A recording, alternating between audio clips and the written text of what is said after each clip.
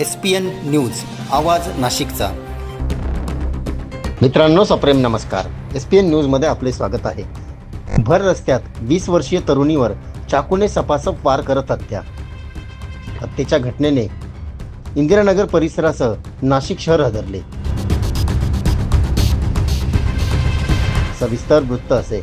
नाशिकच्या इंदिरानगर भागातील वनसंपदा सोसायटीतील गार्डनमध्ये तरुणीची काल रात्री 10:30 वाजेच्या सुमारास हत्या करण्यात आल्याची घटना समोर आली आहे। वैष्णवी अनिल गवारे असे मृत तरुणीचे नाव समोर आले आहे।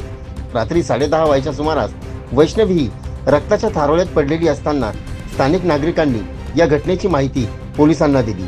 पोलिसांनी घटनास्थळी धाव घेत मृतदेह शवविच्छेदनासाठी जिल्हा शासकीय रुग्णालयात पाठविला आहे। एकतर्फी प्रेमातून साहिल नावाच्या संशयित आरोपीनं हत्या केल्याचा प्राथमिक अंदाज व्यक्त केला जात आहे। तसेच या साहिल लवारे या संशयित आरोपीने हत्येनंतर गळफास घेत स्वतः आत्महत्या केल्याची देखील माहिती सूत्रांकडून मिळत आहे। या घटनेबाबत अधिक तपास पोलीस करीत आहेत। SPN न्यूजसाठी SPN न्यूज ब्युरो नाशिक।